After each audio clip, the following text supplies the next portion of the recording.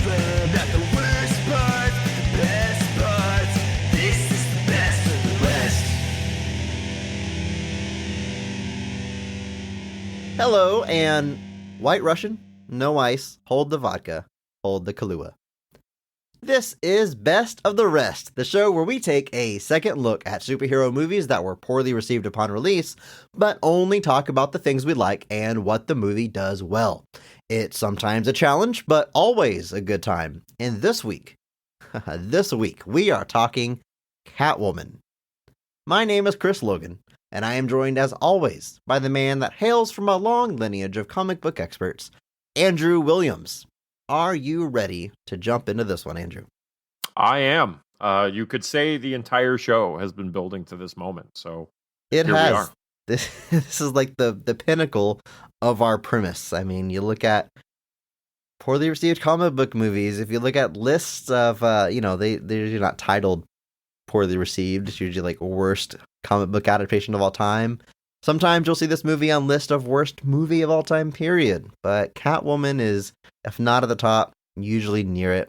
I've got to guess that this is considered by many to be the worst comic book movie ever made. And I don't know if that's fair, but we'll talk about it. We're going to jump into it. This is a very special episode because we're covering Catwoman. This is a big deal. And we're doing this because this is episode 40. What a milestone. Welcome to the 40th episode Extravaganza. You know, number 40. Everyone's celebrating 40, right? It's a big deal. It's a big number. Right. 40 is the new 20. Exactly. We celebrated our 20th episode by talking about Teenage Mutant Ninja Turtles 3. Another tall order, another big challenge. Now, episode 40, the special 4-0. We are talking Catwoman. Andrew, what is your history with this movie? Have you seen it before this week? Yeah, at least once. I know I did. Obviously, I was cognizantly aware when it came out. I don't think I saw this in theaters. I'm pretty sure that I passed on it. This would have been the summer before my senior year of high school, literally the weekend of my birthday, and I know I did not see it. I am definitely aware. I'm sure there was something else out that weekend that I did see, but yeah, obviously just the reputation, you eventually just get curious and you check it out, especially when you're in your early 20s and you're like, oh, let's just watch bad movies. Well, you know what they say about curiosity, Andrew. Haha. It killed the dog. But no, it has been, I would say, at least a decade, if not more, since I've gone back and watched this. Same. It didn't come out the weekend of my birthday, oddly enough, but I know I didn't go to theaters to see it. I'm sure I was too cool to do that. And I did see it eventually, though. I think we rented it. I think I watched it with a group of friends, and the intention was very much to make fun of this movie and laugh at it, and we did. And now, years later, over a decade later, I'm watching this movie again for the complete opposite reason, because now we are co-hosts of a #positivity podcast. We watch these poorly received movies, but our goal is to suss out all the positives and everything that genuinely works in the movie. A lot of people come together to make these things. Something has to go right. Sure. I hope so. Otherwise, we're going to be running out of episodes very quickly. So we're going to jump into it. We're going to talk performances and best scenes. And you know what? We might even be joined by a special guest later in this episode to get some of their thoughts. Their thoughts on this movie, Catwoman, that was released July 23rd, 2004. Now, this was made on a budget of $100 million. That is a sizable budget, especially in 2004. At the box office, it only brings in $82 million. So, fair to say, it is quite the flop. And critically, it is absolutely panned. It holds just a 9% on Rotten Tomatoes. The audience score is no better. It's 18%. This is tied for the lowest critic score in the history of our show. It's tied with Fantastic Four, the Josh Trank version specifically, which also has a 9% critic score and an 18% audience score. So they're exactly the same. Now, you could say that Catwoman is even worse for it because we know that behind the scenes of Fantastic Four, there was a lot of drama, change in director, and that movie kind of got stitched together and it suffered from a lot of production issues. Right. This movie really did not. It's got a long development cycle that we'll talk about, but when it came time to cast this version with Halle Berry, by all accounts, they made the movie they were setting out to make. Yep. There is, like I said, it's a long path. It's kind of like Green Lantern in that regard. It's a long path to filming, and then you could argue a tumultuous path to filming. But once the film starts shooting, kind of, they're making the movie that's on the script, that's on the page. So it's definitely not completely comparable to Fantastic Four in that regard.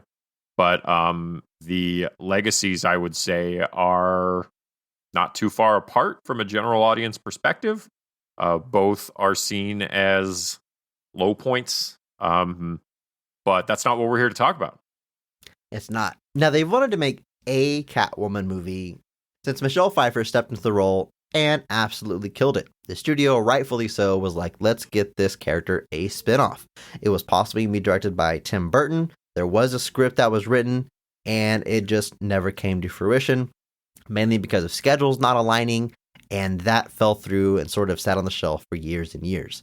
There was different attempts at reviving a Catwoman movie. At one point, Ashley Judd was attached, and even Nicole Kidman was considered, which is interesting because she's in the Batman franchise as another character, but regardless, none of the versions get made. Instead, we get this one with Halle Berry. And it was almost a last-minute decision to even make this movie. There was plans for a Batman versus Superman movie that actually gets teased in I Am Legend. That movie fell through. And they had an opening for a DC movie, and they said, hey, let's make Catwoman. Halle Berry gets attached because her own spinoff, based on her character of Jinx from the 007 franchise, that movie falls through, and she attaches to this, and we get Catwoman, and things start happening very quickly from then. The movie we got is written by the writing team of John Brancato. If that name is pronounced differently, I refuse to acknowledge it. And his writing partner, Michael Ferris. Now, together as a team, they are most notable probably for writing The Game, an early David Fincher movie, and Terminator 3, Rise of the Machines before writing Catwoman. There's also a screenwriting credit for John Rogers, who's responsible for movies like American Outlaws, which I think is the first thing I ever saw Colin Farrell in, and The Core, which came out shortly before this. Yeah, I mean, they're all kind of, I don't call them journeyman writers. I mean, they're guys that have been out there for a long time. Still working in some cases. John Rogers has been out there being an executive producer on like the new MacGyver series, while Brancato and Michael Ferris are, they wrote, even it was older than that, but Terminator Salvation, they came back for that. Andrew, it is Brancato. Brancato? Brancato? No, Cato. Brancato. Brancato. Oh, Cato, because it's cat. All right. There you go. There we go. Okay. Brancato. My bad, folks. But yeah, I mean, I can't, like, the Game obviously is probably the most high profile thing they've done. That's a pretty good David Fincher thriller for anybody that hasn't seen it. But yeah, and there's also a story credit for Teresa Rebeck, who has done tons of stuff. She was out there doing plays as early back as the early 90s. She's got some film credits on things like Harriet the Spy, Gossip, and stuff like that. So she's only a story credit, but she's won an Edgar Award and a Writers Guild of America Award. So she's got some credits to her name for sure. But yeah, nobody... That is such an interesting piece to this puzzle, because she only has a story credit, so it's hard to tell how much her influence was, but it's not a lot. But she's a very high profile writer and renowned for her feminist themes in her work, which makes sense to be attached to a Catwoman movie. But with that credit being so small, it makes me wonder if there was maybe an earlier version that was maybe more empowering, or maybe not quite as action-filled as the one that we got. I don't know. I'm really curious what her influence on this movie was. Right, and there's been so many scripts for this movie. Obviously, Daniel Waters, who wrote Batman Returns, writes the first version of this script, when it's intended that Michelle Pfeiffer would assumedly return and Tim Burton would possibly direct. That script is actually out there in the ether, if you're ever curious. It's a thing.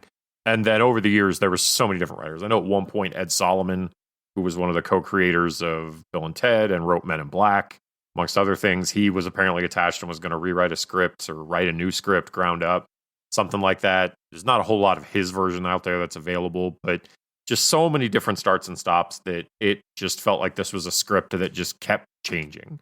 And whether this resembles anything, it's not, this final movie is not much like the Waters script at all, but who knows how much came and went over the years, because I know the Writers Guild credits get very specific that if a certain percentage of the movie is still yours, you still have to get a credit.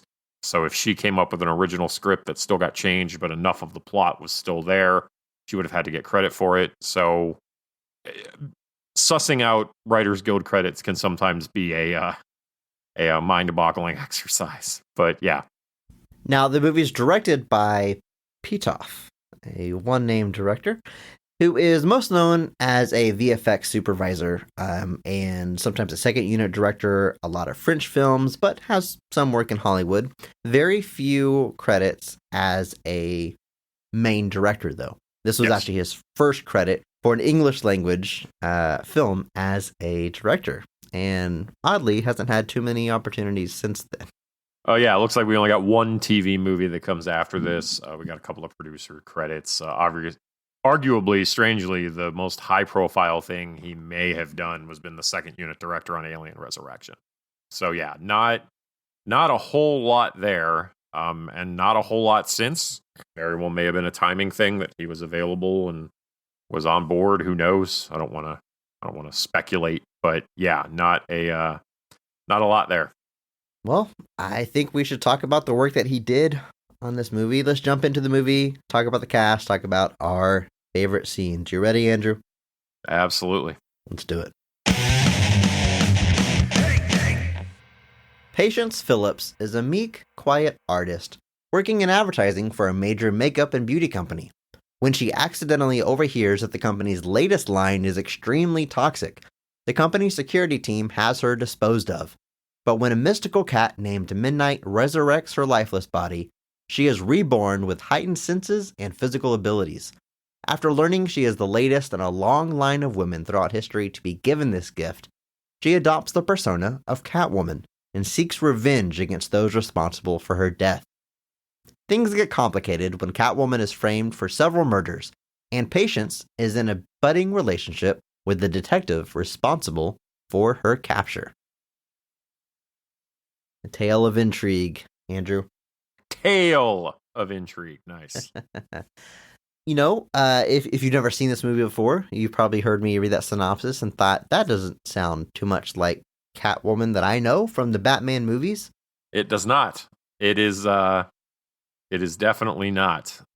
We've got a fairly original plot at the end of the day here, kind of just using some hints and clues at some bigger things. So yeah, we're kind of going in a whole new direction with this. Probably most notably, a completely different name. Patience Phillips isn't a character from the comics. Yes. Usually Catwoman is named Selena Kyle. So the movie is telling us from the very beginning that this is a different take. And you know what? I kind of appreciate that if you are going to have such a radically different take, you give the character a whole new name. There's no...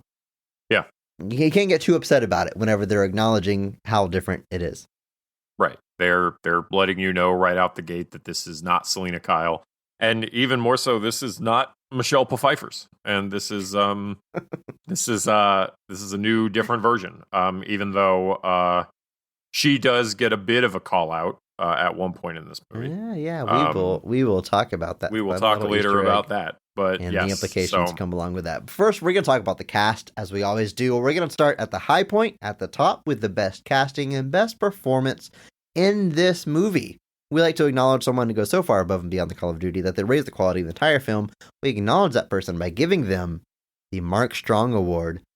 Andrew, who gets your Mark Strong Award for Catwoman? I will go with Sharon Stone as Laurel Hedare as the Mark Strong of Catwoman. I think Sharon Stone is enjoying kind of playing, because for a lot of the movie she's kind of playing both sides, like she's part of this conspiracy, but kind of seems like she might not be. Like you're really not sure what her trajectory is. She seems like she's on Catwoman's side, but then she's not. Goes back and forth before she kind of finally, spoilers, is revealed as the ultimate villain of the piece. And I think she's enjoying kind of getting to chew the scenery as the villain in some of this stuff. I think she's really having a good time with that. She gets the big final showdown with Catwoman at the end, which I also think is cool. So yeah, I think if we're gonna look at least one person that's raising the bar here, I definitely think it's Sharon Stone. This casting was a big deal. Like, I remember like hearing about the casting. They're making a Catwoman movie and Sharon Stone is the villain. It's like, oh, this might not be like some, silly superhero movie. And let's not forget that Halle Berry, the star of this movie, was a recent Academy Award winner for Best Actress. So they are getting some serious star power for this movie. But Sharon Stone specifically, I mean, she's, been on top of Hollywood for decades. And maybe in the early 2000s, her star had faded a little bit. But regardless, very well-respected actress in the industry. And she's coming in to play the villain of this movie. And that, like I said, it was a big deal. It was a big deal. Her character is only known as Laurel Hader. She doesn't get like a villain name. But basically the skin cream that the company is about to release, as I said in the synopsis, turns out to be extremely toxic. If you stop using it, your skin starts like deteriorating. But Andrew, if you keep using it, if you use it for months like her character has, your skin hardens. Like living marble is how she describes it. And you no longer feel pain. Basically, your tombstone from Spider-Man. That's kind of the biggest analogy I could get from that. Yeah. And I don't know. That's cool. All right. There's one scene where she's like covering like her lower body in it. And I was just like, what is happening? Yeah. I guess when she found out that it gives you powers, it's like, I'm just going to bathe. She was like, in all this right, stuff. cover. Just give me the vat of this stuff at this point. I'm just going to dip myself in it every night. Yeah. So, but yeah, she's having a ball. As far as I can tell, playing the villain and getting to kind of ham it up. I think so. And she looks great. It's a little bit later in her career. Like I said, she's been, credits go back to the early 80s. And the skin cream, like the idea is that like it reverses aging. And her character is was a model for this company. She's married to the CEO, but she's like aging out of the model role and she's getting replaced with a younger model, but she still looks great. I mean, all these things combined, it's almost like a little bit of art imitating life with her role in Hollywood and what she was known for as being a sex icon. And so I think it's really smart casting. I agree. I think she was totally enjoying herself, and it was really good casting. It's not who I'm picking for the Mark Strong Award, but a very respectable pick. I am going to go with Catwoman herself, Halle Berry as Patient Phillips. I think that whatever you think about this movie, this movie kind of has its defenders, and some of them might be like ironic defenders, or maybe they like to watch this movie because it's a good time for the wrong reasons, or they appreciate it for being a campy movie. I mean, it's kind of, there's a lot of ways to approach this movie. I think however you're approaching it, though, Halle Berry is hitting the mark. There's definitely times where you're looking at her maybe sniff some catnip, and you're like, what is going on? It's entertaining for, I don't know if it's the right or wrong reasons, but it's entertaining nonetheless. And I think she is totally into it.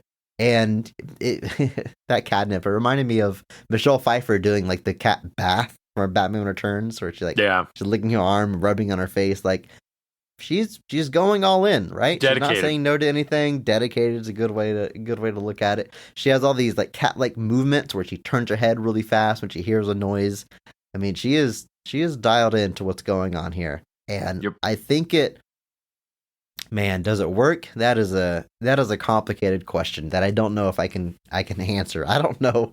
I don't know if anything in this movie works in the traditional sense, but I had a good time watching the movie, and I think her performance was instrumental in that good time.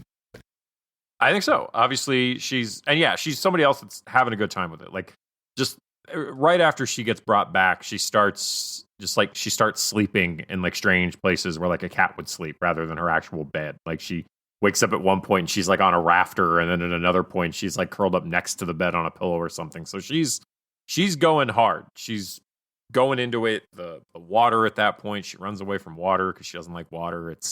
She's going all in, and I think eating tuna right out of the can. Yeah, I mean, I'm glad to know I'm not the only one who did that. because I certainly didn't do it yesterday. But it's Andrew, you got something in your beard right there.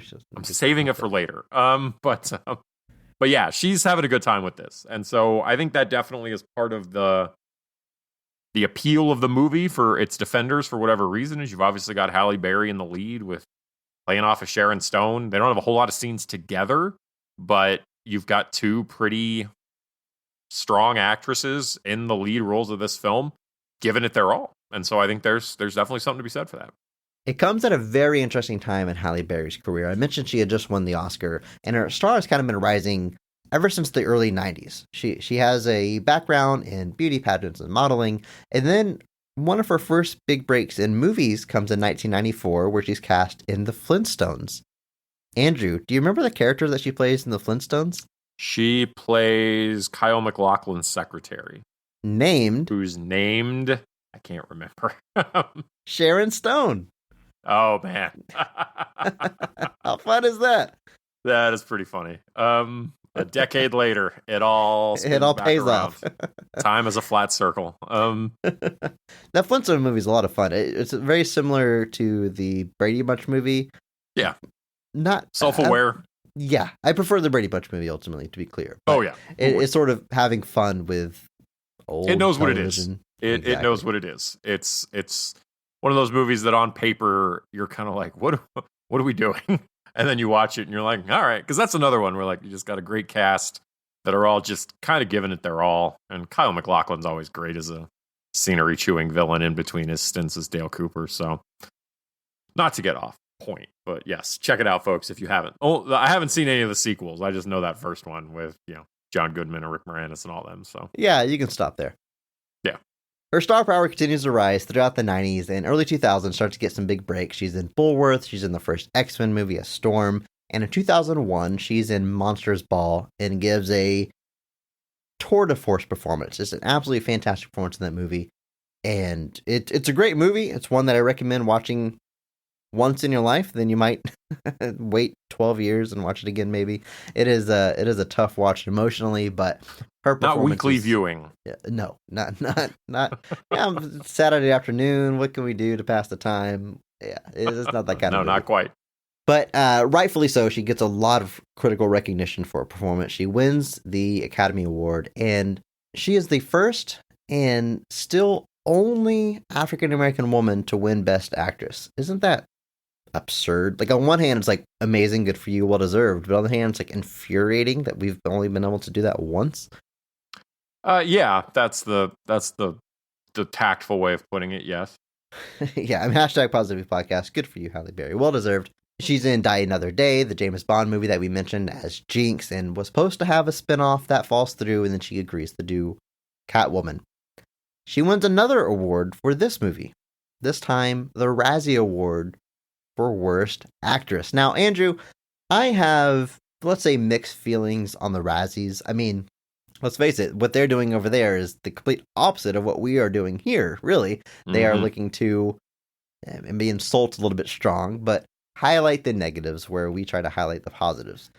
That being said, Halle Berry arrived in person to accept her Razzie Award. It was a super good sport about it. She brought her Oscar along with her, so she's standing at the podium holding her Oscar and the Razzie, and she gives a hilarious speech that has a lot of sarcasm and a lot of truth mixed into it, you can tell.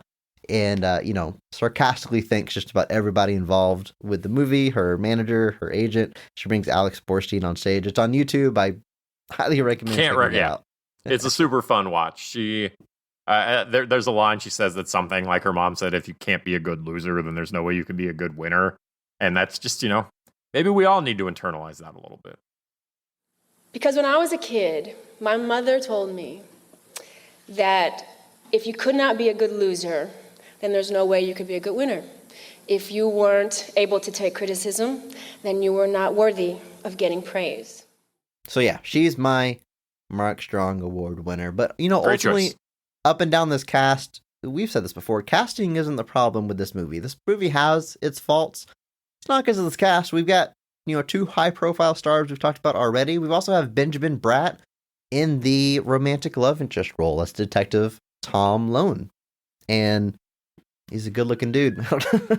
Say, Benjamin Bratt is, he's Benjamin Bratt. What more is there to say? Don't get mad at me, Andrew. Sometimes I confuse him with Lou Diamond Phillips. He's like a younger Lou Diamond Oddly, Phillips. that one's not as much of a stretch to me as some of the other ones you said. Okay, good. But yeah, he's a journeyman. He's out there. He's been in dozens of credits, dozens of movies. I mean, in the early 90s, he was in the greatest film of all time, Demolition Man. He's Sandra Bullock's partner on the future cop force in that movie. Yeah. He's also in a movie called The River Wild with Kevin Bacon that I saw a million times growing up. It's like the ultimate watch it on cable movie. Miss Congeniality, again, with Sandra Bullock. He's been everywhere. He's in the MCU now. He's in Doctor Strange. He sort of leads Doctor Strange to the Ancient One, so. Yeah, and then he gets killed at the end.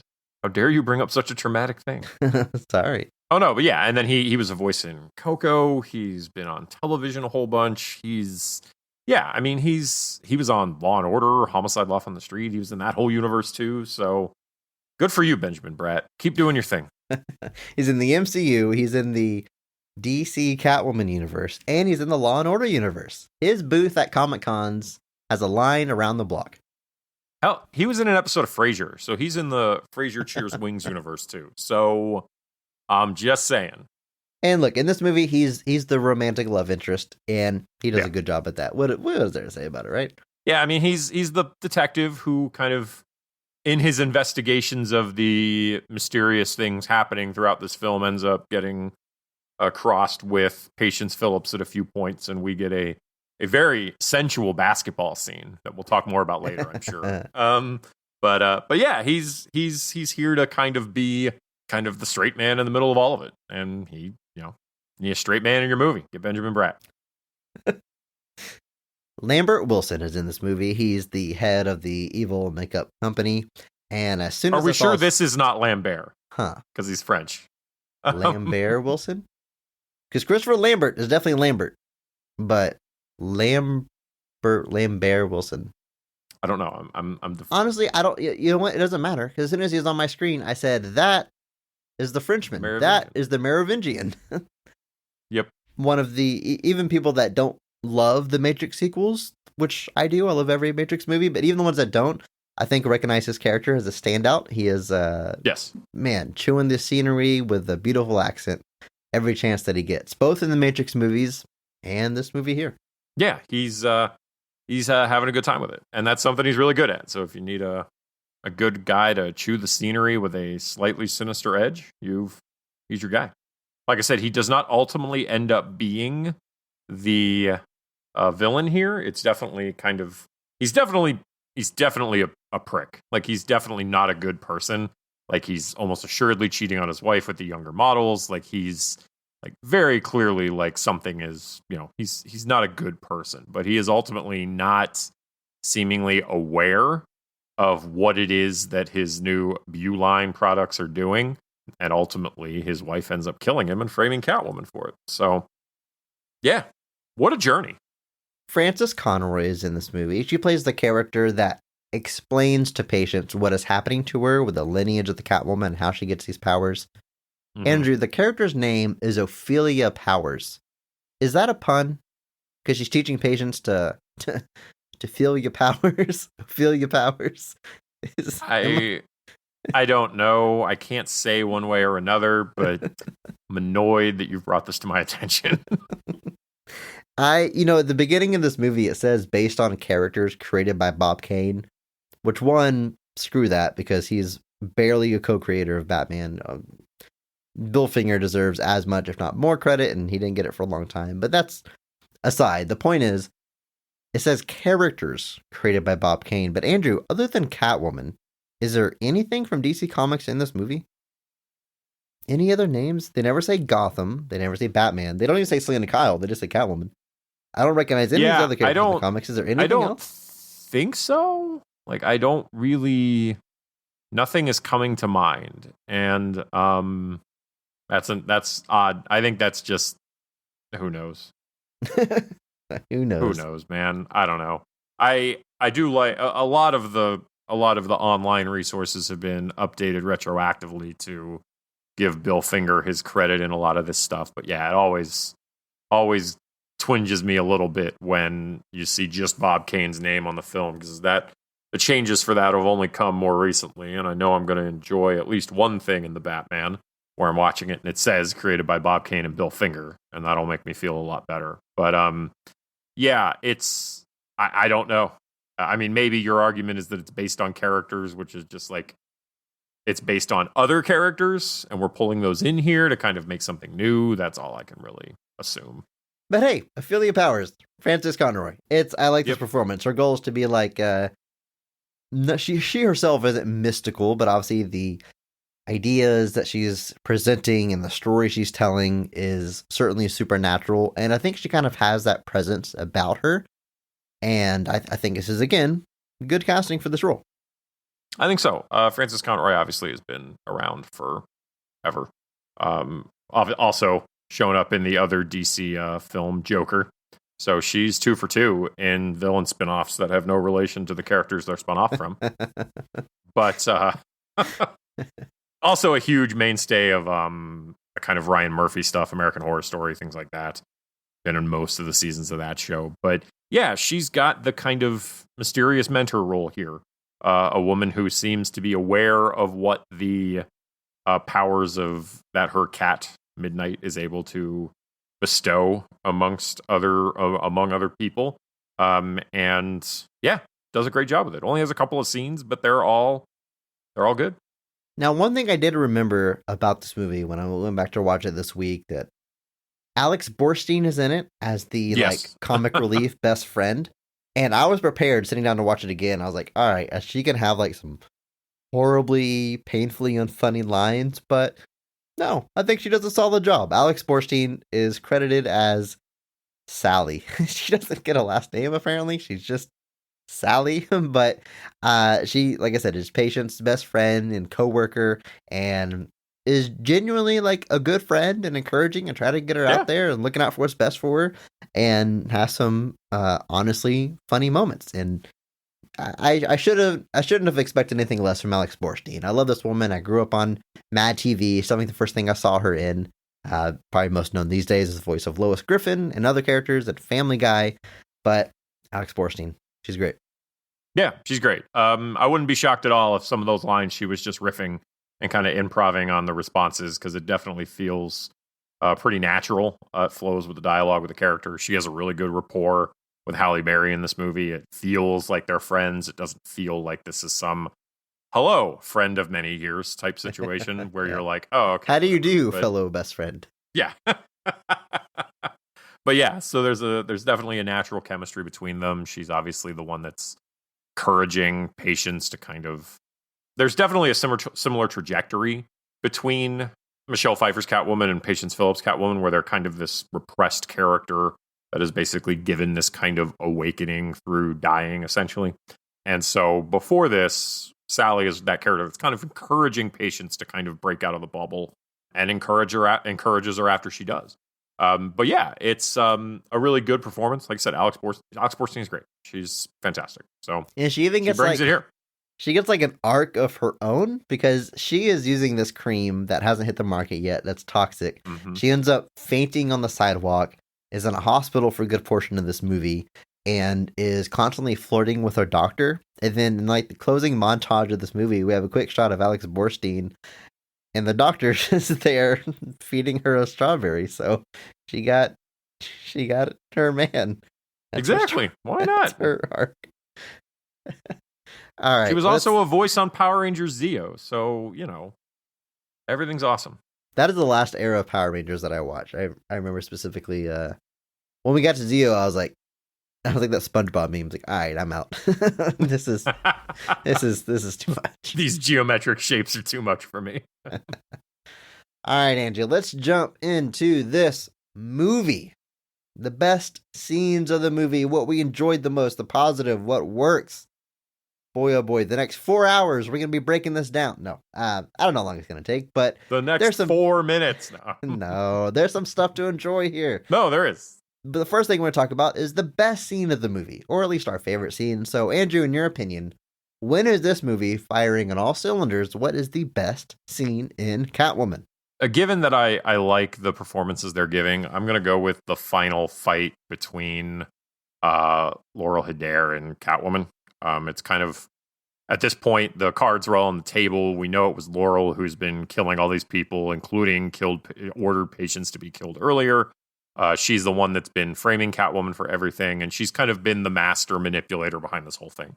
So Catwoman's got a vested interest in this now. Laurel also ends up shooting the gorgeous Benjamin Bratt, so obviously that's added to her list of crimes. Pretty sure that's a crime in at least 43 states. So, yeah, so at this point, there's a personal animosity. Obviously, Laurel is not wanting her company to be destroyed, and obviously there's her own insecurities at play here, so there's some good banter.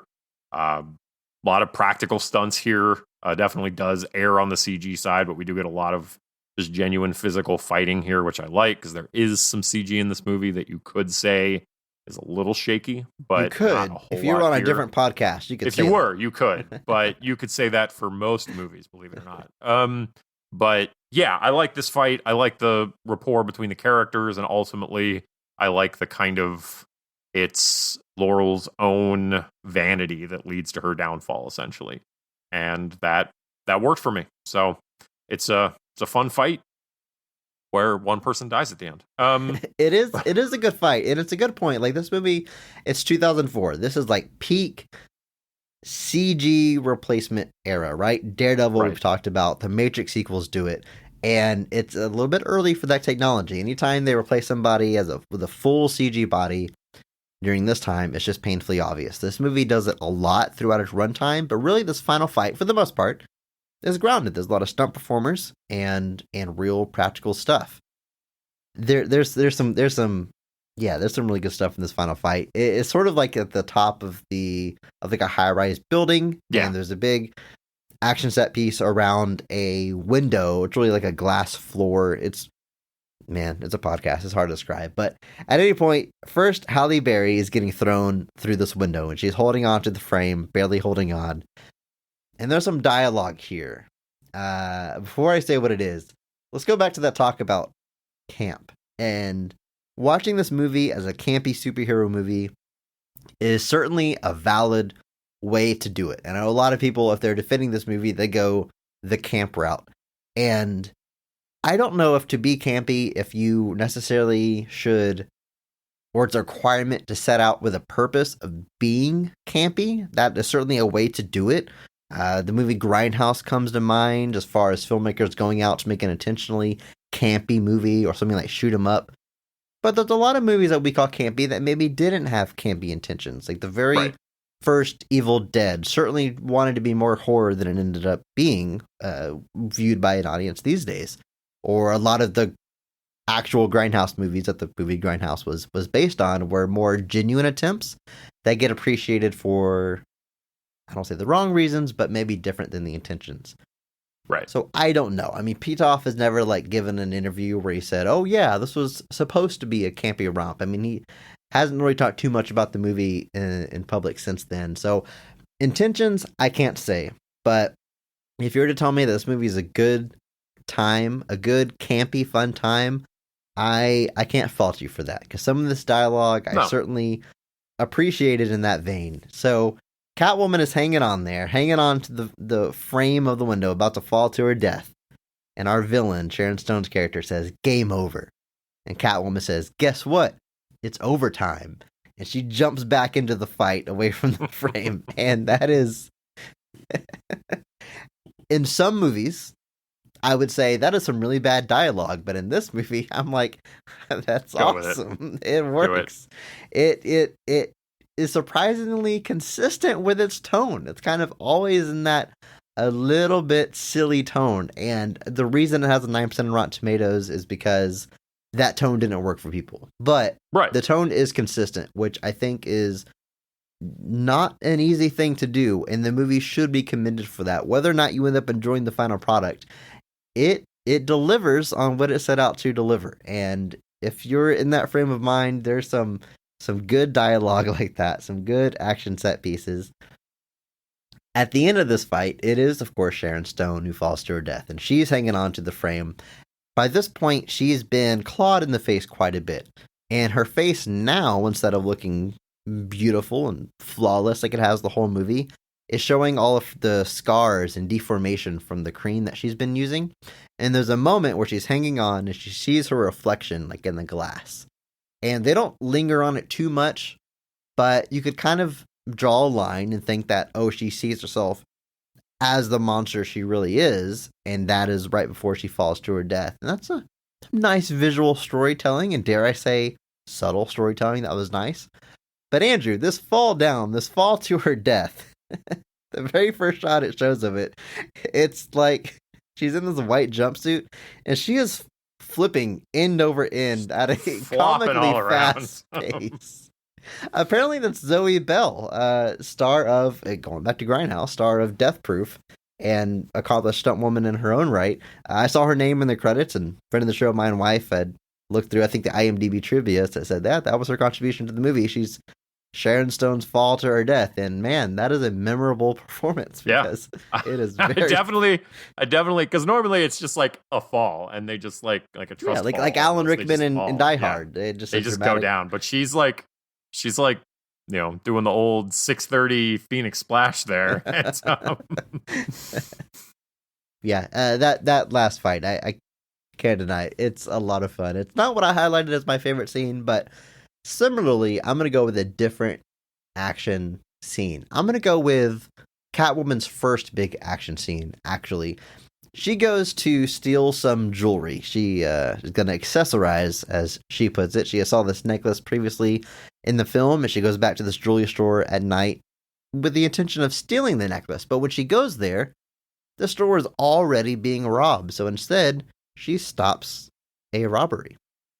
And we have a fight scene with Catwoman versus this group of jewelry thieves. And man, that CG work, it's on full display here. A lot of Catwoman's feline abilities, like crawling down walls and flipping and stuff, is on full display here, and we get a CG Catwoman for those scenes, going back and forth with Real Thing. And again, in the vein of like campy fun, this scene is like this movie's legacy in a box, right? People talk about this. They talk about the costume, they talk about the CG, and the over-the-top campy nature, when we get all of that. At one point, she jumps across the room onto the body of one of the jewelry thieves that's just laying on the ground, and she surfs him across the room. I don't know how else to put it. But she's standing on his chest. She's got the surfing pose with her arms out for balance, and then she jumps off, and he slides into the wall and gets knocked out. And it's scenes like that where I'm thinking, like, obviously, they didn't, they weren't making high art superhero movies. They weren't trying to redefine the genre. They were trying to make a good time. And I'm having a good time watching this scene. And I also really like her costume in the scene because she goes through a few phases with her costume. She's wearing like this leather outfit that her coworkers had bought her for a date night, which, my God, what a costume. What a thing to wear to a date night. You would make an impression, that's for sure. It's definitely a more traditional Catwoman costume. It's like a leather bodysuit from head to toe. And then she actually uses a mask that's at the jewelry store. It's kind of like a domino mask, like improvised real quick to have this fight. And then, of course, at the end of it, she steals a bunch of jewelry. So, like, I don't really know what her motivation was to stop the jewelry thieves, like, other than she just wanted the jewelry for herself. But this movie definitely makes it a point to say, in classic Catwoman fashion, she's not quite a good guy, not quite a bad guy. She kind of walks that line, and they're true to the character, at least in that regard. Yeah, she returns most of that jewelry, man. Yeah, which she wakes up the next day and gives cupcakes too. Yeah, you know what? How nice is it that she didn't give him donuts? Right? I was expecting donuts, and it was cupcakes. That's how refreshing. It goes from insulting to, hey, that's kind of nice. Good for you. Like, this is a genuine, thoughtful exercise. But yeah, this is a fun scene, a really good like debut scene, because that's kind of what it is. This is our first shot. Comes late in the movie, I seem to remember, but like later than I thought it would. But yeah, this is kind of our first scene seeing Halle Berry as Catwoman, and it's a fun action scene. She announces herself to these jewelry thieves by saying, you guys thought you could come in here and steal all these? What a perfect idea. I mean, that is Yeah. like Adam West You know what you're Catwoman, doing. right? I mean, that's that's even beyond like that's- what Michelle that's, Pfeiffer was doing. That's really leaning into it. Yeah, definitely. That's definitely in the Eartha Kitt, Julie Newmar wheelhouse. But there is a lot of CG fighting, which is is what it is. It's 2004. Yeah. But there's a lot of practical stuff too, which I think Halle Berry definitely did some stuff herself, but there's also some stunt women in there and stunt performers of the jewelry guys. A lot of the kicks and spinning kicks and roundhouse kicks are all pretty good, like pretty solid. Like the CG stuff is kind of reserved for a lot of the over the top action, but when it comes time to like hand to hand combat, it's not bad, Andrew. No, it's not bad at all. I have a good time with it. That's seeing all the spinning heel kicks and all that cool stuff. I'm into that. I always love a good spinning heel kick. And then the ending transition from this scene is genuinely like awesome. So she puts the mask back in the jewelry case, which is full of broken glass from these guys smashing it.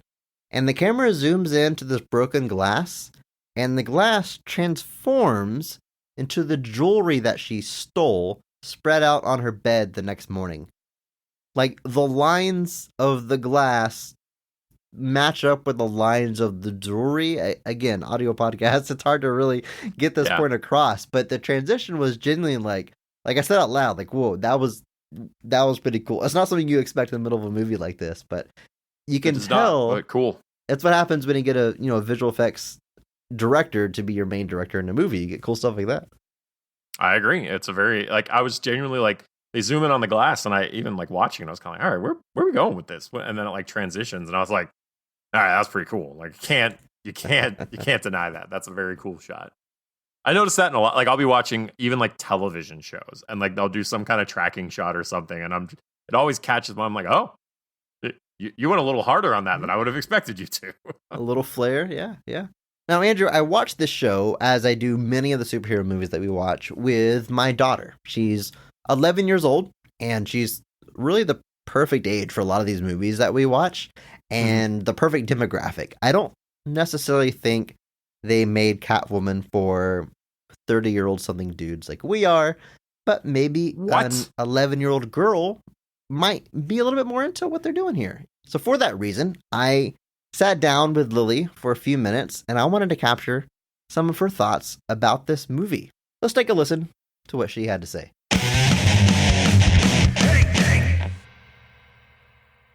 Hello, and welcome to the show. Lily, how are you doing today? I'm doing great. All right, and what movie did we watch earlier today? Catwoman. Would you like to talk about it, to be a guest on Best of the Rest? Yeah, I'm a bit nervous. Okay, it's all right. You're familiar with the show, right? You've heard it before, yes? Yes. Are you a big fan? Yes. Are you subscribed? No. Oh. I don't have... I just hear it in the car. Okay, all right. Well, you have a cell phone now. We'll talk about getting some of those extra downloads in there. But thank you for agreeing to be on the show and talk to us about the movie we watched earlier today, Catwoman, starring Halle Berry. Now, you're a huge fan of the show. Like you said, you've heard it before. First thing we want to talk about is a Mark Strong Award winner. So, Lily, you know what that means, right? Yes. That means a performance that stood out and made the entire movie better because that actor or actress did such a good job. So, if you had to give a Mark Strong Award to someone in Catwoman, who would you give it to? I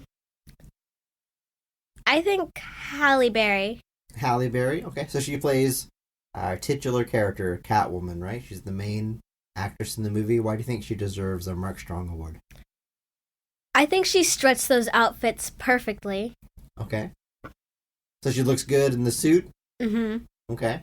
What was your favorite? We see a few different Catwoman suits. We've got like the full body leather one with the mask, and then the one's kind of torn up later. What was your favorite suit? I like that full body one. Yeah, the one she wears to stop the jewel thieves? Yeah. Okay. Well, did a certain scene stand out? Do you have a favorite scene of this movie? When Ophelia pushes her off the like railing. Yeah.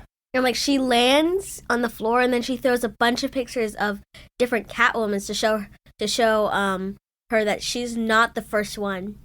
That was pretty cool. It's like a history thing. There's always been one since the I don't know, Egyptian periods? I also really like the beginning credits.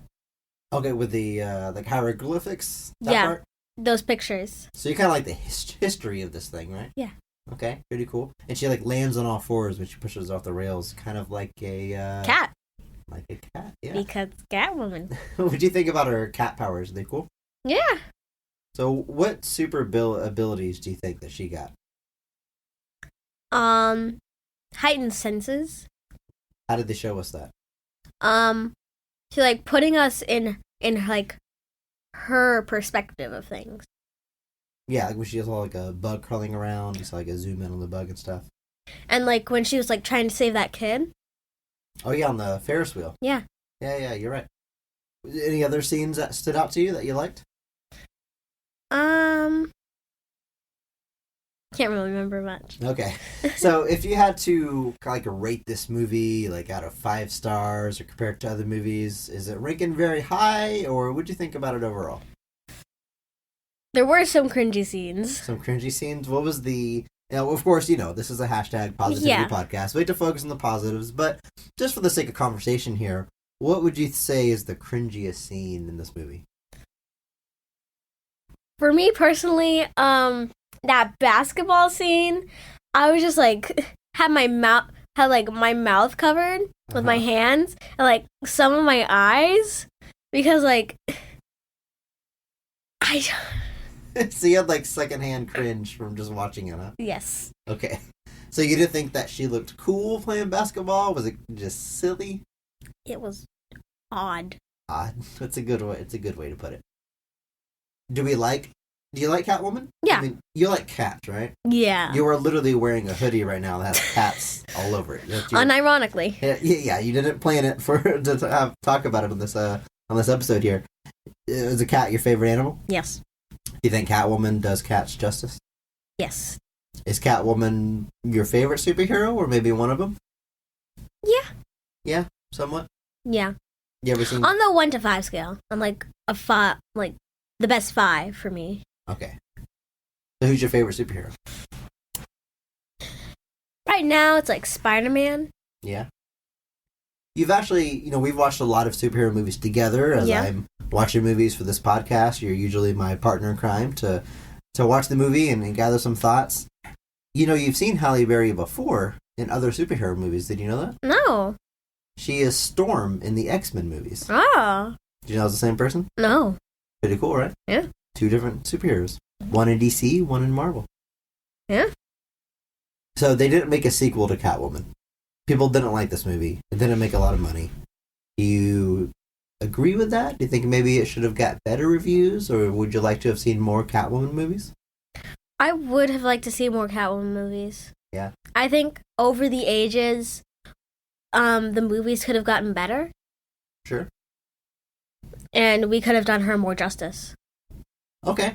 So you think like Halle Berry's Catwoman was pretty good, and the movie, maybe some of the scenes, some of the writing wasn't great, but if she had more opportunities, who knows? Yeah. All right. Well, thank you so much for being on the episode today. Is there anything you want to plug before you get out of here? Are you on social media? No, you're too young for that. You'll be grounded if you plug anything. I'm kidding. Any shout-outs to classmates? Anybody listen to the show? I do not know. Anything you want people to know? Any positive messages for the listeners? Can't think. All right, how about we just tell them that maybe not every movie is great. But all movies have greatness. That's right.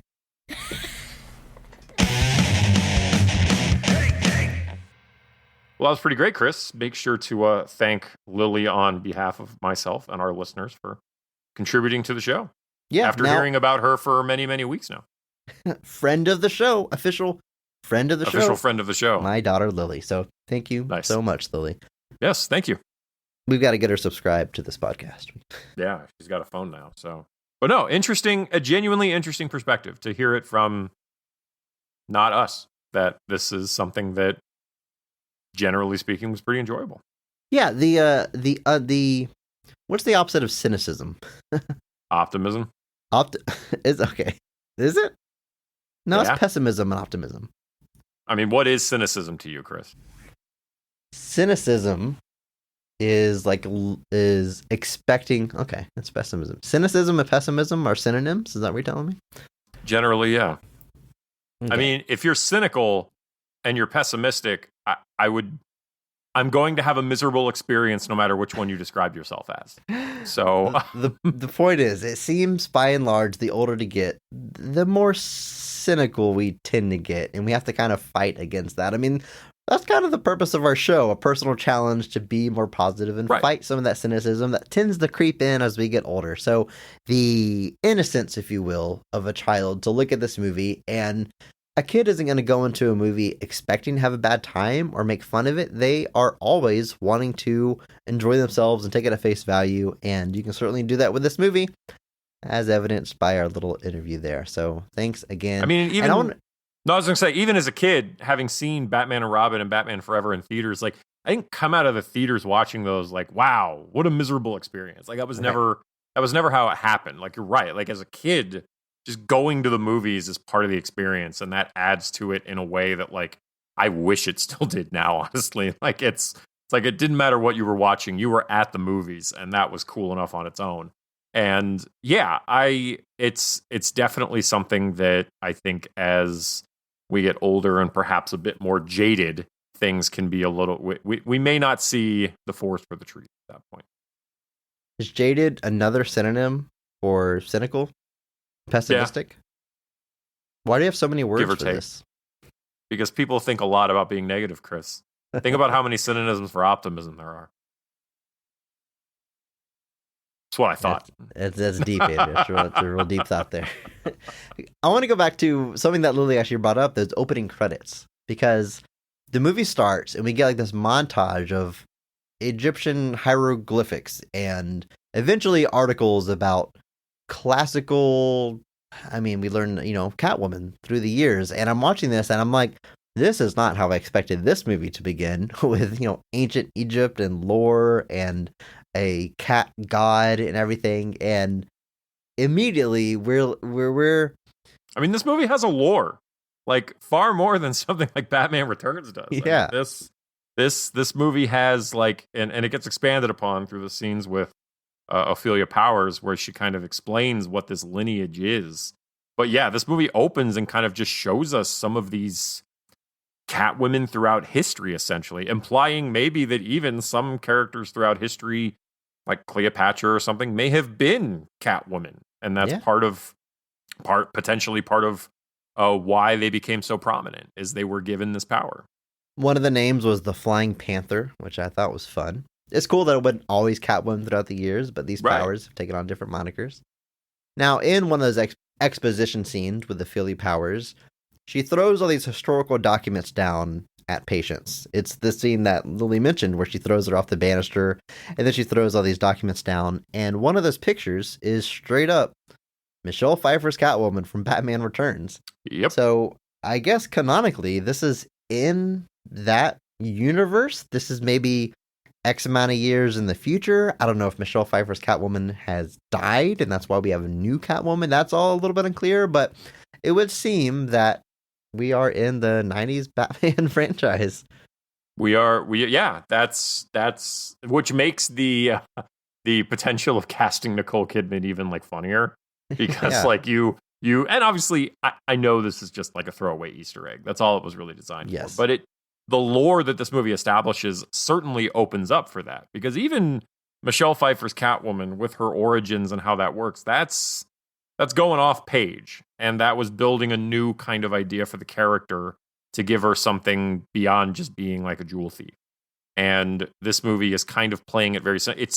It's not hard to watch this movie and kind of see how it evolved from what Michelle Pfeiffer's Catwoman was, because I could very much see them using that kind of history of the idea that there is this historical lineage of Catwomen and applying it to Michelle Pfeiffer. Like, I could have easily seen them doing something like that with the character, to be like, this is where those powers came from, this is what happened, and they would just have to they just would not need to rather have all the setup. You could have just jumped in running. But I think it is interesting. I think it's funny that a scene that gets mocked a lot from this movie is the scene where a where Patience gets her powers. A lifeless Patience Phillips is laying on the rocks after washing up from the water, and all these cats come and surround her, and one of them gets on her chest and sort of breathes this green mist into her and brings it back, right? And that scene gets mocked a lot. But is it really that different than Michelle Pfeiffer laying in an alley and cats licking her body and her eye twitching and her finger twitching and then her suddenly opening her eyes and being reborn? Like, it's really not that far of a difference in tone. I think it's really not. And honestly, watching that scene, I was like, all right, we're just doing this again. We're doing the same kind of thing. And the only thing that I think definitely probably contributes to this scene getting pointed out a little bit more is that cat turns into CG a few times and looks like a CG cat. It looks like a CG cat. And I could definitely see that being part of, the whole practical versus CG argument. But it's really, you're right. It's not that different of a scene. Like, obviously, yeah, but, the cats are all just standing around doing the Care Bear stare, and then magically Halle Berry's alive again. Like, it's not. That's kind of what happened the first time with Michelle Pfeiffer. It ain't that. It's not exactly too far removed there. Another parallel with the Michelle Pfeiffer version is that before she gets these Catwoman abilities, she's very, again, meek, reserved, maybe a little bit clumsy. And in both cases, the costume designers and production designers do their best to make our actress unattractive and justify how she has kind of a sad, lonely life. Yeah. And you just can't do that. You couldn't do it with Michelle Pfeiffer. You can't do it with Halle Berry. They put her in like these baggy clothes, but you're like, all right, it's Halle Berry wearing baggy clothes. It's still a beautiful woman wearing clothes that are 2 sizes too big. And it's kind of funny, those clothes, because you can tell that there were some maybe changes made in the editing department, because we have a few scenes of her at work in those clothes. She gets yelled at by her boss. There's a scene with her in her apartment, and she's in her pajamas, and she's yelling at the people across the way because they're blasting Hoobastank really loud because it's 2004. I love that. And then you've got a scene of her at work again the next day wearing the exact same clothes. Those same clothes, yeah. And Alex Borstein's dressed exactly the same. It's like, all right, this was supposed to be one day probably. And then we kind of broke it up with that night scene. But she has one specific outfit where it is her quote unquote unattractive outfit. And I don't know, it's baggy clothes. It's always funny when they do that, because like Miss Congeniality with Sandra Bullock does a very similar thing where they work really hard to make Sandra Bullock look unattractive. And I actually just mentioned this to you the other day.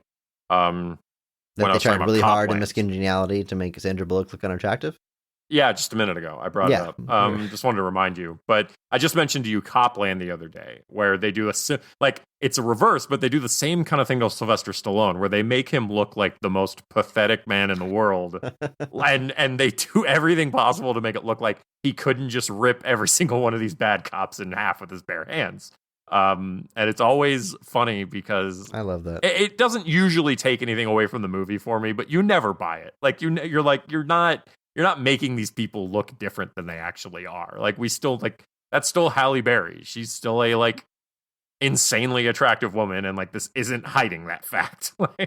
It's like watch Jingle All the Way every year around Christmas time, and it's funny when Arnold Schwarzenegger starts taking on roles that aren't about being an action star, but he's still Arnold Schwarzenegger, and just no one acknowledges that this dad is built ripped to the gills. It's just randomly a bodybuilder that sells mattresses for a living. I'm supposed to believe that Sinbad is a physical match for this guy? No, absolutely not. Speaking of those across the way neighbors that are blasting music, and that first scene, whenever she's yelling at him across the window, is always this one guy standing by the window, and I legit had to do a double take because it looks like Chad Kroger. He's this long blonde hair. Would have made sense for the era. But I love, some of this dialogue. It's so much fun because she's there's 2 scenes where she yells at him, and the second time she yells, "Hey, shut that off!" And Chad Kroger guy says, "Get a life!" And then his friend right behind him just says, "Yeah, get a life, you loser!" Who says that? Yeah, nailed it. Totally crushed that one, dude. Dynamite drop in. That broadcast school really paid off. But whenever she goes over there to shut him up. I mean, I'm assuming this is an across the way neighbor who's in their apartment playing music really loud. But she walks in and apparently it's a nightclub. It's a bar. Yeah. It's got like, I was like, wait a minute, I'm not sure if I'm on your side anymore, Halle Berry. Like that's a business doing what they do.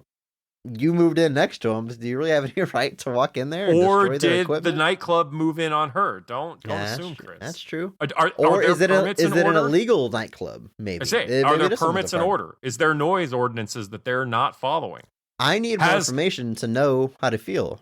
Has she exhausted her resources available to her? Maybe it was a last resort. To How go high over does there. this go? How high does this go, Chris? Did Sharon Stone hire these people to build a bar across the way? Anticipating what would eventually happen with her character. I'm not going to lie. I actually thought at one point that Sharon Stone might also be a Catwoman. That was kind of where my brain was thinking when she first kind of was like her husband like slaps her and nothing happens, stuff like that. I was kind of wondering if she might be part of that. Because one of her first interactions with Wait a Catwoman, minute, wait a minute. You didn't immediately assume that the cream she rubs on her face made her invulnerable? That wasn't your first thought, Andrew? That it took me a minute for that one. I'm not gonna lie to you, but yeah, like the whole, and then that first scene she has with Catwoman, kind of, she's very like unassuming about Catwoman, like she's not shocked really. And so there was a part of me that was like, she might also be part of this, maternal order of Catwomen, and is just using her powers for evil, but ultimately not the case. But would have been an interesting wrinkle. There's a genuinely funny scene here when she first meets Benjamin Bratt, where she has a cat outside of the window of her apartment, and she bravely goes out onto the ledge of her like third floor apartment to try to save this cat and bring it back inside. I mean, she is standing, back against the wall, scooting across this ledge at 6 inches to try to save this cat. She stands on a window unit AC that starts to break, and she is holding on for dear life. And Benjamin Bratt, a detective, is driving by, and he gets out, and he assumes that she's a jumper, that she is about to kill herself. So he's trying to talk her down, and there's a lot of comedy that comes from that little misunderstanding. I thought you were gonna kill yourself. Hilarious stuff like that. Yeah. But she's trying to say like, I'm trying to get the cat, and she looks up and she goes, "The cat's not up here anymore." And Benjamin Bratt says, "Okay, and I'm sure that makes you very sad." Like, she's trying to kill herself because she lost her cat. Yeah. Good stuff. There's a lot of good, clean, misunderstood suicide comedy. There's a lot of stuff like establishing shots of the city, which again, they never call it Gotham, but it's very much like not a real city. It's an exaggerated downtown, right? And there's a lot of shots of the camera zipping around the buildings and stuff. And definitely it's a CG city where we're zipping around. I don't mind these shots too much. It's really not any different than 80s and 90s when you wanted a city that didn't actually exist. You use miniatures and matte paintings to bring it to life. Now we use CG. It's all this, same effect or whatever. But again, it's kind of like, oh, okay, we have a VFX supervisor as our director of this movie. Like, it's an establishing shot, but the camera is going to zip around and go down into the lobby of the building before you go into our interior scene. A little extra flair of the movie. Yeah. Building out the world. There's the end of her first day of work that we see, or maybe it's her second day of work. There's another, like, VFX shot that's just there. It's just awesome. And it doesn't really have much purpose other than look really cool. The camera is slowly panning through the office, and we have like a time lapse of all the people like moving real fast throughout the day, and the sun is setting outside. And we finally get to Patience at her desk, and she's moving at like normal speed, and everybody's moving real fast around her. She's like, "Okay, bye, y'all have a nice day." And then everyone leaves the office, and we're left with just her. And it's probably a more complicated shot than it looks. Like, people probably don't even notice there's a special effect shot there, but with them moving at different speeds, a lot of work went into like making that happen. And it's just in the middle of this movie, in the middle of Catwoman, just like, secretly kind of awesome. But no, like that scene stood out to me watching. I was like, wow, this is a lot going on here, but definitely well done. Now, Andrew, we talked about it a bit earlier. We alluded to it. My daughter used the word cringe talking about it. There's a basketball scene in this movie between our main character and her love interest. Andrew, first off, did this scene remind you of any other scenes from a movie that we've covered previously? I'm trying to think if there was any other scene in a superhero movie involving a couple and a playground that had a similar scene like this, released the year before this. And I racked my brain for hours and hours and hours, and eventually remembered this exact scene is in Blade 2. No, I'm kidding. I was waiting for it. I thought you were going to go with Hulk. Yeah, but no. Yes, obviously drawing some interesting comparisons to that infamous scene from Daredevil. yeah, another very much mocked scene where they have a fight on a little. We covered it. Goes in our Daredevil episode, but now we are playing basketball, playing one-on-one basketball between Patience Phillips and I keep saying Benjamin Bratt. His name I don't know. He's Benjamin Tom Bratt. Lone. he's come on. He's Benjamin Bratt. Halle Berry and Benjamin He's Bratt Benjamin Bratt and everything. play one-on-one basketball, and she is not afraid of hiding her powers. She's not trying to hide the fact that she has these abilities. She runs up a wall and does a backflip. She dribbles the ball, between her legs, which you can only do if you have feline powers. I mean, she is showing off what she can do. Yeah, absolutely. She doesn't quite do a slam dunk. That would have been too far, I guess. But she jumps over his head and does like a layup, I guess, and then like lands on him in a provocative position. But it's very much a oddly sexual scene. I don't think it's oddly. I think that was definitely the intention. You don't think that's an odd way to show sexuality? It is, and I just don't think it was by accident. Like, I don't think it was. I like, it's definitely on purpose, but I can't say a basketball court surrounded by a bunch of children is certainly the way I would have done it. Definitely a choice. The music is blaring. I don't know if it was like the mix in the movie or I had the volume turned up. Anytime there's a song playing, it's like blaring. Did you notice that too watching this movie? I definitely did. I was like, whoa, guys. Easy. We got the bass turned way up. No one has listened to Hoobastank this loud ever. Which is why it was actually nominated at the Stinkers Bad Movie Awards for Most Intrusive Musical Score. Okay. That wasn't just me then. Amazing. The award-winning movie, Catwoman. Yes. The basketball scene, obviously, it's easy to just like kind of make fun of it. But again, going back to like watching this movie with the intention of having a good time and not in a way of like, man, you're so dumb for agreeing to be in this movie. This performance is so bad. But like, this movie is trying to entertain you. Mm-hmm. And I've never seen a basketball scene like that in a movie before. Like, I was entertained. And sure, I don't know. There's a philosophical debate as far as like, am I entertained for the quote unquote right reasons or not? I don't know. But it was fun. I can say that. I say that of most of these scenes. Like, I'm having fun. I'm having a laugh at nobody's expense in particular. Right. Just this movie is trying to be lighthearted fun, and hey, Halle Berry playing basketball. It's lighthearted fun, baby. Yeah.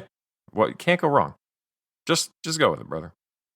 No, yeah, I agree. It's one of those you could probably debate for hours over the minutia of, are you enjoying it for the right reasons or enjoying it for the wrong reasons? Like, is it camp on purpose? Is it camp by coincidence? Is it camp on accident? Like, at the end of the day, though, like, does it really matter? Like, I mean, at the end of the day, if you're able to watch the movie and get some kind of enjoyment out of it, more power to you, as far as I'm concerned. Like, I'm not, like, obviously we're trying to look at these from a certain perspective, but I'm not going to begrudge someone that is doing, that maybe gets more enjoyment out of it, ironically, or whatever. But I think, I mean, enjoy it. Find your enjoyment, people. Life's too short. Watch Catwoman. Life's too short. Watch Catwoman. If there's as far as I know, or don't. I mean, it's your call. I don't know if Alamo Drafthouse or anything like that has ever done like a midnight showing or movie party for this movie, but I would absolutely go watch this movie with a group of people to have a good time. There's a funny line where the cops that are investigating her are talking about some eyewitness reports, and they said she jumps around like a cat, and the idea of like seeing Halle Berry like run down a wall and jump across the room and slide into somebody's legs for someone to see that and be like, she's like a cat. Like, I don't know if that's the first thing that come to my mind. I'd be like, she's a vampire. She can fly. Like, I don't know what I would. I don't know if a cat. You would be guys the ever first heard thing. of Batman? But yeah, it's definitely. And then like they're doing the whole. What would you call someone like that? Like, and they come up with all these names except Catwoman. Yeah. Like Cat Broad? I think yeah, one of like them. Cat Bro. It's like, come on, guys. It's 2004. Come on. Don't yellow spandex us here. One of the biggest laughs I had in this movie is whenever Patience Phillips, she knows something is happening to her. She has these powers. She's trying to get more information. Is how she ends up finding Ophelia Powers. She gets on Google and she searches. It shows us the search bar. She searches cats, women, CATS period space women, cats, women. It's a very oddly specific search there. Yeah. And then she does another one, like Catwoman through history or whatever, and she ends up like I said, still go across Ophelia Powers, but cats dot space women. She was something like a 7-year-old person using Google. I think her cat claws are pretty cool. They're like diamond encrusted. I think they came from like a necklace that was made out of cat claws, and she uses them as her actual claws. I think it's a clever way of like explaining how she can do things like, cut glass with her claws. A classic Catwoman thing. Yeah, it looks like because she goes up to that jewelry store that she has her big scene at, and she's looking at this particular necklace in the window, and I'm pretty sure that's the one thing she keeps from the robbery. She brings back everything else. Is a cool shot when she first looks at it. In the reflection, you see her like wearing the necklace. Very cool. Good shot. Again, you got a VFX supervisor at the lead. But that's the one thing she keeps. But yeah, I'm pretty sure it's that specific necklace that becomes like the basis of the claws. And all of that, which again, just a cool way to explain that. I mean, there's always, everything from Batman the Animated Series on has always had the Catwoman like using her claws to cut glass and things like that. Always perfectly, never shatters, perfect circles. Absolutely. And this one bothers to explain how. There's another visually interesting as hell shot whenever she is tracking down the Merovingian, the owner of the beauty company. He's at like almost like a Cirque du Soleil type play. Yeah, but like I don't know if you call it ballet or what, but very strange. She breaks in and she comes in through a window, and then she jumps on like a banister that's overlooking like the lobby down below, and she's just walking along the banister. And the camera, we're down like at the security guard's desk at the very bottom looking up. And behind the security guard, there's all these panels of mirrors, and Catwoman walks like across from like mirror to mirror. You see her reflection like quickly go from panel to panel, which probably doesn't sound interesting as I'm describing it. You see her reflection in a mirror, but I promise you the shot is pretty cool. Very visually interesting. Yes. Yeah, there's a lot of you can tell that the person putting this movie together genuinely was thinking about the visual layout of this movie, and that seems like a strange thing to say about it, but there really is work that was being done there, and it's pretty, and some of them come off looking pretty great. Can't pretend otherwise. There's some like CSI level detective work in like the crime lab for like how he tracks her down. At one point, they're analyzing her handwriting to see if Patience and Catwoman are the same person. And even though to the layman, the word that they're analyzing looks exactly the same, the handwriting expert is able to explain that one person's very shy and reserved, the other one's very confident, so they can't be the same person. And ultimately, how he finds out they're the same person is he is at her apartment. He spent the night there. And he comes across a glass that has her lip print on it, a little residue from when she was drinking out of it.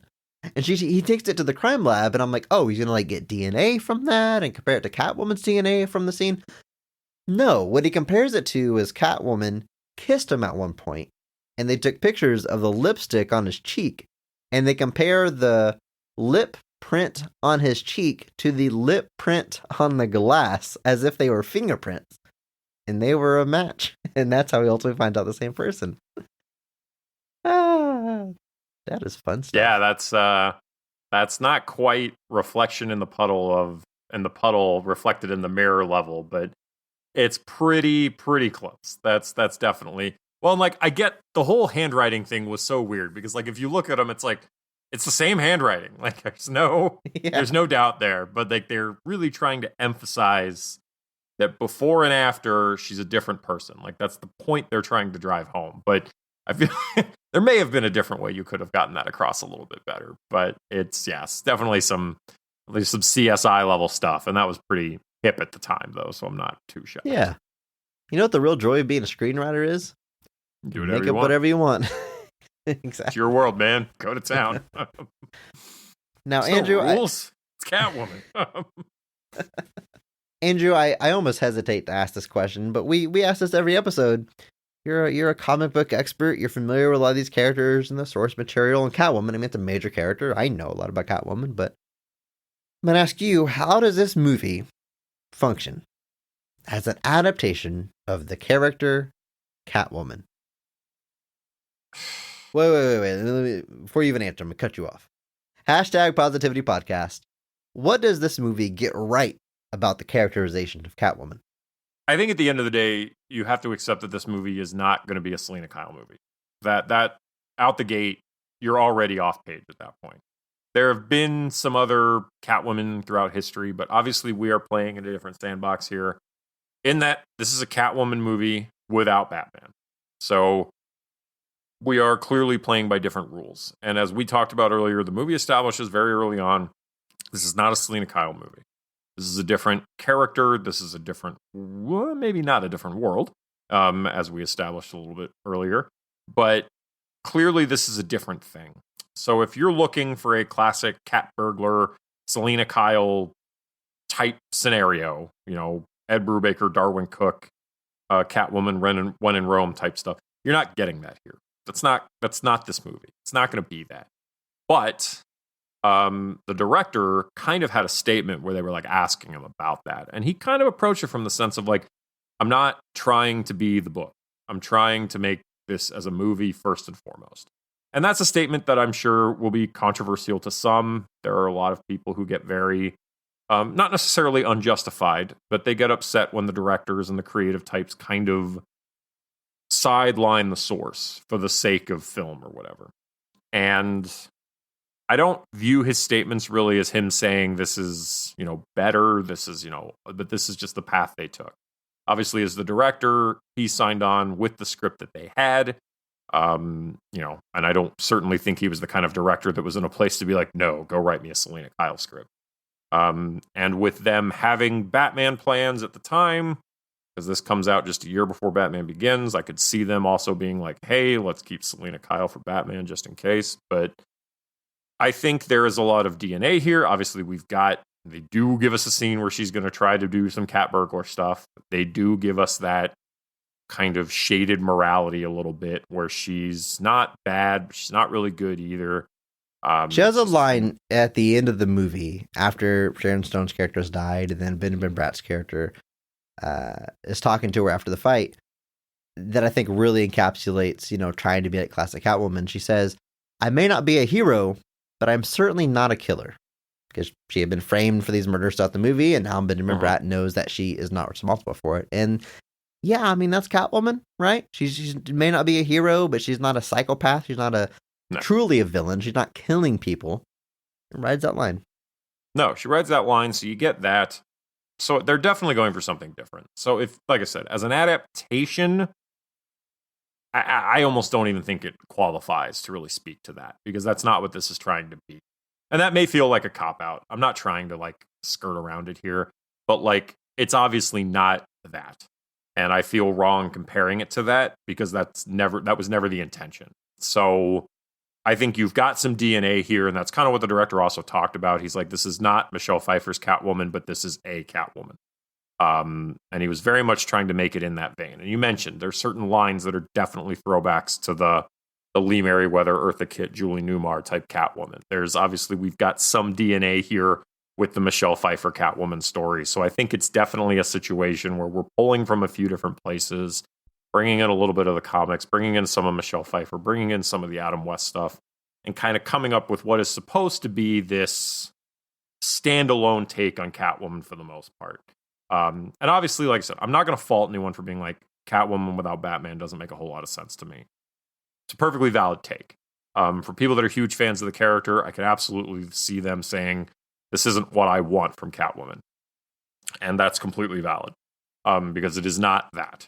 But I think everybody here was doing a valiant effort at trying to do an original kind of standalone thing. Like I said, success is, financial success is certainly something you can quantify, but as far as how much it succeeds at doing that is a different question. I'm not going to go further into that, but yeah, you're not getting Selena Kyle. And I think how you feel about that at the end of the day is where you need to start as to whether or not this is a movie you think you're going to enjoy. I'll say right now, on record, I enjoyed watching this movie. I enjoyed watching it with my daughter. Friend of the show, my wife, watched it with us. We had a family time watching this movie, and we all had a good time watching it. Maybe each of us for slightly different reasons. Sure. But it is certainly a movie that is enjoyable to watch, or can be enjoyable. I'm not saying everybody's going to love it, but I had a good time watching it.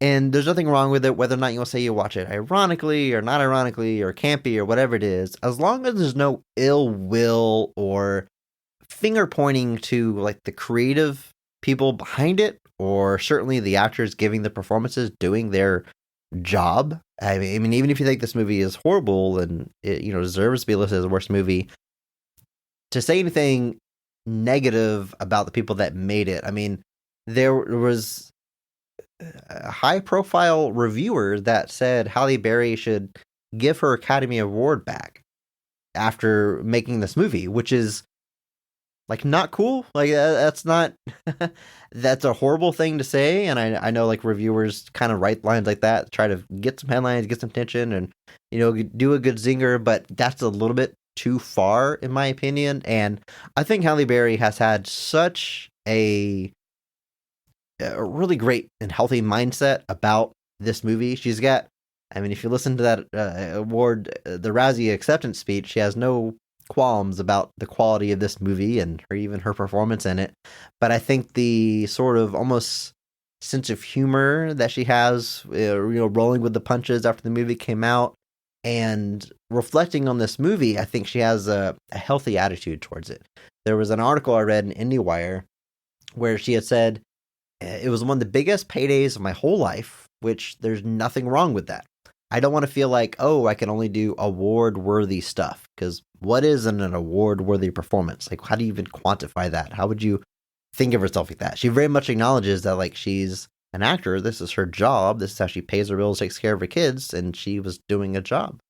In an interview with Variety, she said, sort of defending her choice to play Catwoman, she says, people said to me, you can't do that. You've just won the Oscar. But because I didn't do Jinx, I thought, this is a great chance for a woman of color to be a superhero. Why wouldn't I try this? And why not? Exactly. You can't take that away. Like, that is undeniably, like, important. I mean, quality of the movie and legacy aside, these are opportunities that should be capitalized on, and she recognized that.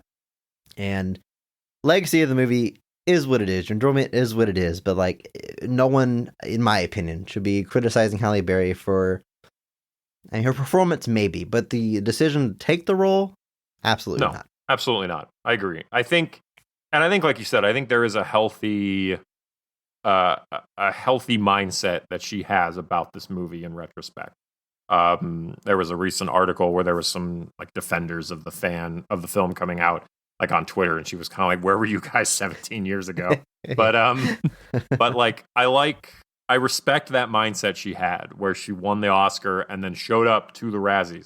The only thing I can think of similar is when Sandra Bullock showed up that one year for All About Steve, and then she won an Academy Award for The Blind Side the next day, so she's one of the only people that's gotten them both in the same year, but she showed up to the Razzies, played along, had fun with it, and didn't seem to have trouble accepting that, maybe this didn't hit the mark that was intended. And I think that mindset is, there's something to respect about that. That, I'm not going to put myself so far above that I can't kind of have fun when things don't go according to plan. But at the same time, this is a movie that is doing a lot of things for the first time in kind of like a big blockbuster way, especially in regards to some of the issues that have been out there with getting female-led comic book films made. Surely this is definitely thing people point to as why that doesn't happen or took so long to keep happening. We seem to be now getting to a point where that's becoming a more common thing. But for a long time, this was kind of one of the only real shots. And like I said, studios make decisions the way they do. And I'm sure this movie's critical and financial results were part of why they didn't want to take another chance, even though it's never made a lot of sense to me. Which is such a bad faith argument. You don't watch Batman and Robin and go, oh, I guess male-led action movies. Yeah, we're done making male superhero movies now. Like, how many, how many movies starring men fail critically and nobody ever goes, well, I guess we're done making movies with men for a while. Like, nobody says that. It's, and it puts so much undue pressure on it too, because, and I felt this a lot with Wonder Woman, where there were people that were like, if Wonder Woman is not a slam dunk, they might never make another female-led superhero movie again. And I'm like, but why? Like, why put all that pressure on a single thing? You're setting it up for failure almost. Thankfully, Wonder Woman exceeded all expectations and people were pretty happy with it overall. But like, it's so, like you said, it's a bad faith argument because every year there are dozens of bad movies, quote unquote bad. There are movies that fail to meet expectations, rather. Every year there are dozens of movies that fail to meet, whether it's critical expectations, financial expectations, whatever it is. And nobody ever cherry picks certain things and is like, well, I guess we're done making movies with this or that. But when it comes to certain things, suddenly all the pressure is on them. And so I respect them for stepping up to the plate for this. It was the first thing of its kind in a long time. You could argue Supergirl back in the 80s was another shot at this. But I think Halle Berry definitely had some positive intentions going into this. I think she was giving it, she saw a chance. And, like you said, you can't fault her for that. I think she, and, everybody involved nobody went into this movie thinking they were going to disappoint people. And I think that's something that's kind of important to remember sometimes amongst us jaded, cynical, pessimistic types. Adults. Where adults. It's easy to look and just be like, oh, well, they just, nobody wanted this to be good. And I'm like, I rarely think that's the case. Even movies that I don't like, whatever it is, I never leave that movie and I'm like, this person was trying to make a bad movie. I rarely think that. So, I think there is stuff to be commended here. I think Halle Berry and Sharon Stone certainly saw an opportunity and both showed up to put in the work. And I think that shows. So props to them.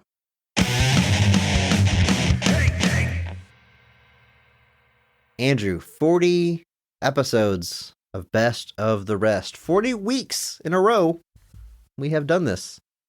It's pretty cool. That is pretty cool. We are approaching a year.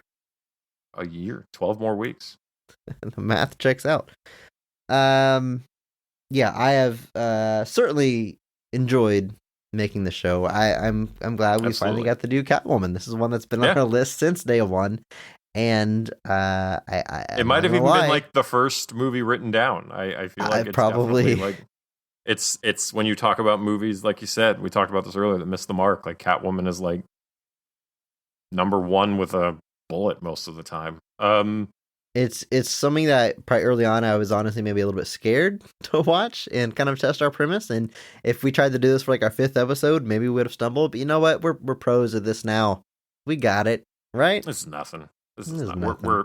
It is a great movie. That's awesome. What a great time. No, certainly, Andrew, appreciate you these 40 episodes, and we appreciate you listening. Thank you so much. Thanks for listening, downloading, subscribing, and reviewing our show on Apple Podcasts. We ask you every week, if you enjoy our show, let us know. Leave us a review, Apple Podcast. And we always want you to go one step farther. Leave a review for every podcast that you listen to regularly. They are certainly going to appreciate it. We appreciate hearing the nice words about us, like this review we received from Bradley, Texas, who writes, "Bravo. Absolutely fantastic podcast that continues to get better and better with each episode." Thank you. You guys are very insightful and have actually made me reconsider my opinions on many superhero films I did not enjoy on the first watch. Keep up. the awesome work. Thank you. Bradley. Thank you so much for that review. We've got a lot more coming. At least 12 more episodes. We're going to make it to a year, and plenty more beyond that. Maybe some big announcements and surprises that we aren't quite ready to talk about yet, but there's a lot more coming. So if you enjoyed this episode, make sure you're subscribed. Keep listening. Jump into our Discord if you want to keep the conversation going. Our community there is great. We love talking about movies and podcasts and everything else you might enjoy. Thanks again for listening to the 40th episode, Extravaganza. You know, Andrew, I tried on Twitter to get Halle Berry on the show. I don't know if you saw that. Yeah. I shot her a tweet, and I just very politely said, we would like to talk to you about the positives of this movie. As of the time of this recording, she hasn't written back, but if she does and she comes on, I think it would be a good excuse to revisit this movie. Yeah. Yeah. 100%. If we can talk with Halle Berry. Yeah. If Halle Berry decides that this is something she wants to speak about, I think we can allow for a re-record in that situation. Official Mark Strong Award winner, Halle Berry. Halle Berry. But I do want to say one thing. You thanked me and you thanked the fans, but thank you, Chris. You do a lot of work on this show. You believed in this concept from day one, and your contributions also need to be shouted out and acknowledged. And I just want you to know that it is appreciated by me, and I'm sure it is appreciated by the fans, but you do a lot here, and without you, this show does not exist. So thank you, Chris, specifically. Well, thank you, Andrew. I am humbled. Let's get out of here because I'm misty-eyed and I don't want to cry in the podcast like I did on The Amazing Spider-Man 2. So remember, maybe not every movie is great, but all movies have greatness. Thank you to Mark Benavides for singing our theme song. Follow him on Instagram at NotThatMarkAnthony. Thanks to Mitch of Depressed to Impress for the music. Check him out on YouTube and Twitch.tv. If you enjoyed this episode, please share it with a friend. It's the only way we're going to grow. And follow us on social media at BOTRcast. Thank you.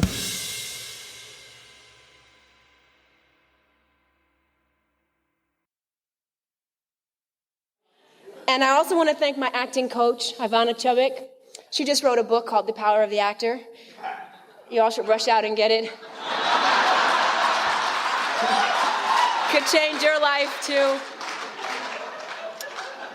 And in all seriousness, okay, I've had enough fun joking. I want to really tell you why I'm here tonight. Really. I'm not exactly sure, really. I'm still trying to figure it out. But, because when I was a kid, my mother told me that if you could not be a good loser, then there's no way you could be a good winner. If you weren't able to take criticism, then you were not worthy of getting praise. So I ventured into my career of acting, and I started off in beauty pageants. It's probably another good reason why I'm here tonight. Started off in beauty pageants, and I won the first 3 in a row. Just won them. I got to the Miss USA pageant, and there I was on the stage with the first runner-up. And I was there, and she was there, and one of us would win. And she was this buxom, blonde, blue-eyed Texan. And I looked at her, and I thought, oh, God, I'm probably going to lose. Sure enough, they called the winner. It wasn't me, it was her. I looked at her, and all I could hear was my mother's voice in my head, and I thought, okay, here's my chance.